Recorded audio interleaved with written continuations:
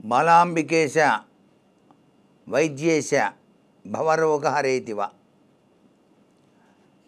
ఇంట్లో మనం ఆచరించేటువంటి విధి విధానాల్లో పూజ చేసేటప్పుడు కొబ్బరికాయ అనేటువంటిది తప్పనిసరిగా ఎందుకు కొడతాం?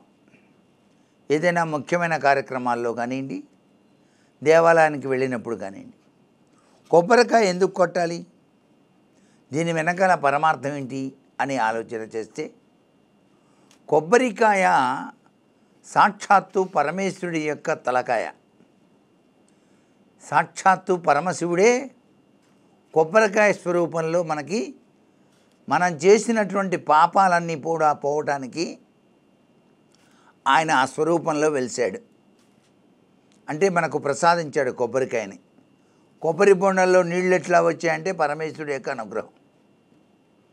ఆ కొబ్బరి బొండమే ఎండిన తర్వాత కొబ్బరికాయగా ఉంటుంది. దాన్ని మనం దేవాలయంలో కానీ ఇంట్లో కానీ వాడుతూ ఉంటాం. ఈ కొబ్బరికాయకి పైన 3 కళ్ళు ఉంటాయి. అవి త్రిమూర్తి తత్వం. అంతేకాకుండా ఆయన శివుడికి 3 కళ్ళు ఉన్నాయి కదా, ఆ 3 కళ్ళకు నిదర్శనం.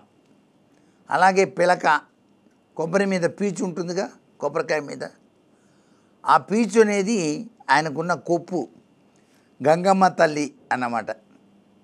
కొప్పులో గంగను బంధించాడు కదండి. లోపల కొబ్బరి బోండం, ఆ కొబ్బరికాయ లోపల నీళ్లు గౌరీదేవి. చుట్టూతా ఉన్నటువంటి ఆ యొక్క తెల్లగా ఉండేటువంటి కొబ్బరి ఉందే సాక్షాత్తు అమ్మవారి యొక్క ప్రభావం. ఈ విధంగా ఉంటుందన్నమాట. ఇక కొబ్బరికాయ గట్టిగా ఉన్నట్టుంది. ఆ గట్టిగా ఉన్నదాన్ని పాలగొడతాం మనం, కొబ్బరికాయ కొడతాం. అంటే ఆత్మ నాశనము లేనిది. ఆ ఆత్మను పరమాత్మకు అంకితం చేస్తున్నాం. నేను చేసిన పాపాలన్నీ కూడా పటాపంచలైపోవాలి అని కొబ్బరికాయ కొట్టడం అన్నమాట. కొబ్బరికాయ కనుక కొట్టినట్లయితే మనం అనేక ఫలాలు నైవేద్యంగా సమర్పించినట్టు లెక్క.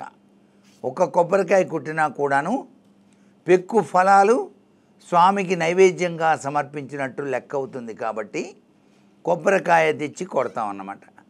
అలాగే దిష్టి దోష ప్రభావం నుంచి బయటపడటానికి కూడాను కొబ్బరికాయని వినియోగిస్తామన్నమాట. ఆత్మ పరిపూర్ణ పరిపక్వత చెందటానికి కొబ్బరి నీళ్లు అభిషేకంలో ఉపయోగిస్తాం. నమస్తేస్తు భగవన్ విశ్వేశ్వరాయ మహాదేవాయ త్ర్యంబకాయ త్రిపురాంతకాయ కాలాగ్నిరుద్రాయ నీలకంఠాయ మృత్యుంజయాయ మహేశ్వరాయ అంటూ వినియోగిస్తాం. ఇలా వినియోగించటం వల్లనే మన జీవితం సుసంపన్నమై విరాజిల్లుతుంది. దేవాలయానికి వెళ్ళినప్పుడు కొబ్బరికాయ కొట్టమని ఇస్తాం. ఆ కొబ్బరికాయ కొట్టినప్పుడు కుళ్ళిపోతే దిగులు పడాల్సిన పని లేదు. మనకు పట్టినటువంటి దిష్టి దోషాలు తొలగిపోయాయి. ఆత్మ పరిశుద్ధత ఏర్పడింది. మనకు కొబ్బరికాయ తెచ్చి కొట్టవచ్చు, ఇంట్లో అయినా సరే బయట అయినా సరే. కాబట్టి కొబ్బరికాయలో దాగిన పరమార్థాన్ని అందరూ అర్థం చేసుకొని పరమేశ్వరుని యొక్క వరప్రసాదంగా భావన చేస్తూ మనం కొబ్బరి కాయను కొట్టిన తర్వాత ఆ కొబ్బరిని 10 మందికి పంచాలి, సద్వినియోగం చేసుకోవాలి. ఆరోగ్యప్రదమైన జీవన విధానాన్ని కూడాను కొబ్బరి నీరు, కొబ్బరి ఎంతగానో సహకరిస్తుంది సుమా. కొబ్బరికాయ పగిలేటప్పుడు చక్కగా నిలువుకి పగిలితే అనుకున్న పనులు నెరవేరుతాయని చాలామంది భావిస్తూ ఉంటారు. అయితే పీచు ఉన్న భాగం తక్కువగాను, పీచు లేని భాగం ఎక్కువగాను ఉండేటట్టుగా కొబ్బరి చిప్ప కనుక పగిలినట్లయితే చాలా మంచిది అని కూడాను పండితుల యొక్క అభిప్రాయంగా గుర్తెరుగుతాం.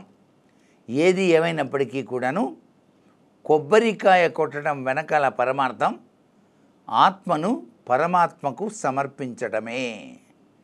భగవంతుడు మనం చేసినటువంటి ఈ మానవ జీవితంలో తప్పిదాలన్నీ కూడా ప్రక్షాళన చేసుకోవడానికి ఆయనంతటా ఆయనగా వెలసినటువంటి రూపమే కొబ్బరికాయ అనేటువంటి ఉద్దేశాన్ని ఇక్కడ గ్రహిస్తూ మనం కొబ్బరిని, కొబ్బరి నీళ్లను, కొబ్బరికాయను దేవతా విధి విధానాల్లో వినియోగిస్తూ ఉన్నాం.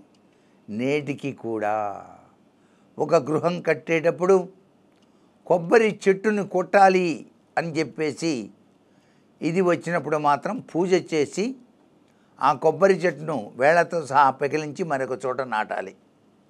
అంతే తప్పితే కొబ్బరి చెట్టును పూర్తిగా నాశనం చేయకూడదని కూడా శాస్త్రం.